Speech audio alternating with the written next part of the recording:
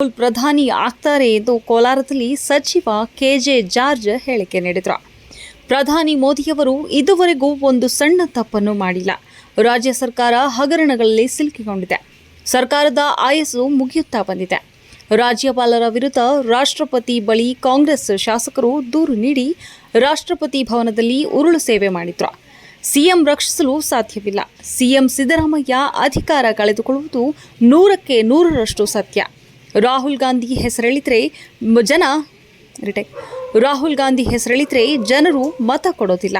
ಪ್ರಧಾನಿಯಾಗುವ ಯೋಗವಿಲ್ಲ. ಹಾಗೆಯೇ ರಾಹುಲ್ ಗಾಂಧಿ ಚೀನಾ, ಪಾಕಿಸ್ತಾನ ಏಜೆಂಟ್ನಂತೆ ವರ್ತನೆ ಮಾಡ್ತಿದ್ದಾರೆ ಎಂದು ಕೋಲಾರದ ನರಸಾಪುರದಲ್ಲಿ ಮಾಜಿ ಸಂಸದ ಎಸ್ ಮುನಿಸ್ವಾಮಿ ತಿಳಿಸಿದರು.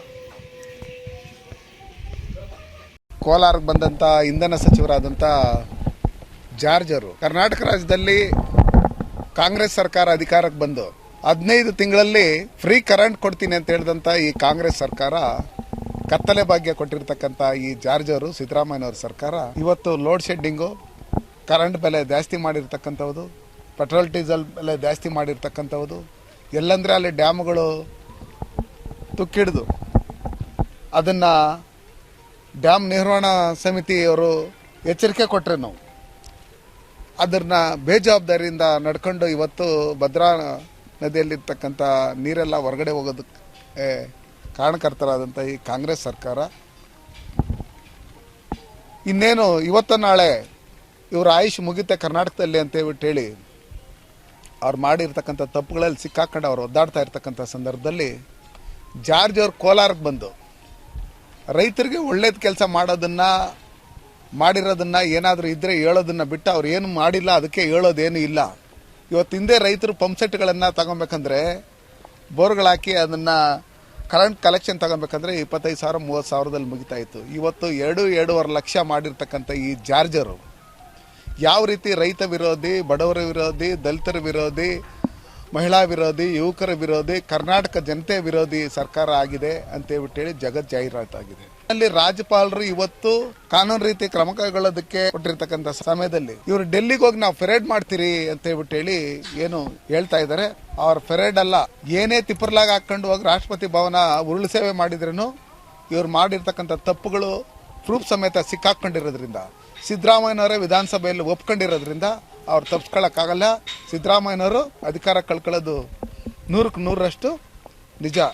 ಈಗಿರ್ತಕ್ಕಂಥ ಸಂದರ್ಭದಲ್ಲಿ ಜಾರ್ಜ್ ಅವರು ಅವರ ಪಕ್ಷದ ರಾಹುಲ್ ಗಾಂಧಿ ಅವರು ಇನ್ನು 4 ತಿಂಗಳಲ್ಲಿ ಪ್ರಧಾನಮಂತ್ರಿ ಆಗ್ತಾರೆ. 15 ವರ್ಷ ಅವರು ಅಧಿಕಾರದಲ್ಲಿ ಇರ್ತಾರೆ ಅಂತ ಹೇಳ್ಬಿಟ್ಟು ಏನು ಹೇಳಿದ್ದಾರೆ. ಇವತ್ತು ಜೋಕ್ ಆಫ್ ದಿ ಡೇ ಅಂತ ಹೇಳ್ಬಿಟ್ಟು ಹೇಳಿ ನಾನು ಹೇಳಕ್ಕೆ ಇಷ್ಟಪಡ್ತೀನಿ.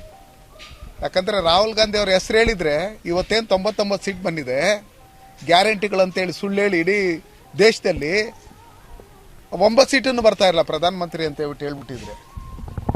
ಹಂಗಿರ್ತಕ್ಕಂಥ ಸಂದರ್ಭದಲ್ಲಿ ನರೇಂದ್ರ ಮೋದಿಜಿಯವರು ಇವತ್ತು ಪ್ರಧಾನಮಂತ್ರಿ ಆಗಿ ವಿಶ್ವನಾಯಕರಾಗಿ ಈ ದೇಶದಲ್ಲಿ ಒಂದೇ ಒಂದು ಭ್ರಷ್ಟಾಚಾರ ಇಲ್ಲದೆ ಅವ್ರು ಕೊಡ್ತಾ ಇರ್ತಕ್ಕಂಥ ಯೋಜನೆಗಳಿರ್ಬೋದು, ಜನರಿಗೆ ಮಾಡಿರ್ತಕ್ಕಂಥ ಕೆಲಸಗಳಿರ್ಬೋದು, ಇದನ್ನೆಲ್ಲ ನೋಡಿದಂಥ ಸಂದರ್ಭದಲ್ಲಿ ರಾಹುಲ್ ಗಾಂಧಿ ಅವರು ಬದುಕಿರೋವರೆಗೂ ಯಾವುದೇ ಕಾರಣಕ್ಕೂ ಪ್ರಧಾನಮಂತ್ರಿ ಆಗಕ್ಕೆ ಸಾಧ್ಯನೇ ಇಲ್ಲ. ಅದಕ್ಕೋಸ್ಕರ ಅವ್ರಿಗೆ ಪ್ರಧಾನಮಂತ್ರಿ ಆಗೋಂಥ ಯೋಗನೂ ಇಲ್ಲ. ಯಾಕಂದರೆ ಈ ಜನತೆ ಅವರು ಚೈನಾ ಏಜೆಂಟು ಮತ್ತು ಪಾಕಿಸ್ತಾನಿ ಏಜೆಂಟು ಅವರಂತೆ ವರ್ತಿಸ್ತಾ ಇದೆ ಕಾಂಗ್ರೆಸ್ ಅಂತ ಹೇಳಿ ಜನ ಹೇಳ್ತಾ ಇದ್ದಾರೆ. ಹಂಗಿರ್ತಕ್ಕಂಥ ಸಂದರ್ಭದಲ್ಲಿ ನರೇಂದ್ರ ಮೋದಿಜಿಯವರು ಯಾವುದೇ ಒಂದು ತಪ್ಪನ್ನು ಮಾಡದೆ ಅವರು ಇವತ್ತು ಸತತವಾಗಿ ಕಾಂಗ್ರೆಸ್ನವರೇ, ನೆಹರು ಅವರು, ಬೇರೆಯವರೆಲ್ಲ 3ನೇ ಬಾರಿ ಪ್ರಧಾನಮಂತ್ರಿ ಆಗಿದ್ದರು. NDA ಮೈತ್ರಿಕೂಟದ ಭಾರತೀಯ ಜನತಾ ಪಾರ್ಟಿಯ ಸನ್ಮಾನ್ಯ ನರೇಂದ್ರ ಮೋದಿಜಿಯವರು 3ನೇ ಬಾರಿ ಪ್ರಧಾನಮಂತ್ರಿ ಆಗಿದ್ದಾರೆ. ಅದನ್ನು ಯಾರ ಕೈನಲ್ಲಿ ಯಾವುದೇ ಕಾರಣಕ್ಕೂ ಅವ್ರನ್ನ ಇಳಿಸೋದಕ್ಕೆ ಸಾಧ್ಯನೇ ಇಲ್ಲ.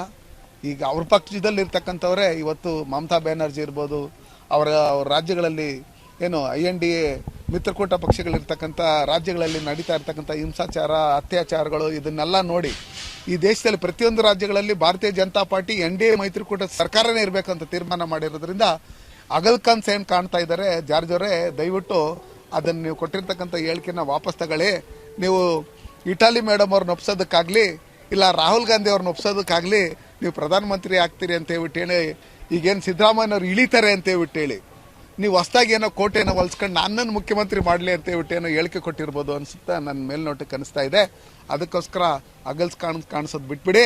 ನಿಮ್ಮ ಪಕ್ಷದಲ್ಲಿ 12 ಜನ ಇವತ್ತು ಕೋಟು ಸೂಟು ಬೂಟು ಹೊಲ್ಸ್ಕೊಂಡು ಇವತ್ತು ನಾನು ಮುಖ್ಯಮಂತ್ರಿ ಆಗಬೇಕು ಅನ್ನೋ ಲೆಕ್ಕಾಚಾರದಲ್ಲಿರುವಾಗ ರಾಹುಲ್ ಗಾಂಧಿ ಅವರು ಪ್ರಧಾನಮಂತ್ರಿ ಆಗ್ತಾರೆ ಅಂತ ಹೇಳ್ಬಿಟ್ಟು ಹೇಳಿ ಇಟಾಲಿ ಮೇಡಮ್ ಅವ್ರನ್ನ ಮುನ್ಸೊಪ್ಪಿಸಿ ನೀವು ಮುಖ್ಯಮಂತ್ರಿ ಆಗೋದಕ್ಕೆ ಪ್ರಯತ್ನ ಪಡ್ತಾ ಇದ್ದೀರಿ ಅಂತ ಹೇಳ್ಬಿಟ್ಟು ಹೇಳಿ ನಮ್ಗೆ ಮೇಲ್ನೋಟಕ್ಕೆ ಗೊತ್ತಾಗ್ತಾ ಇದೆ.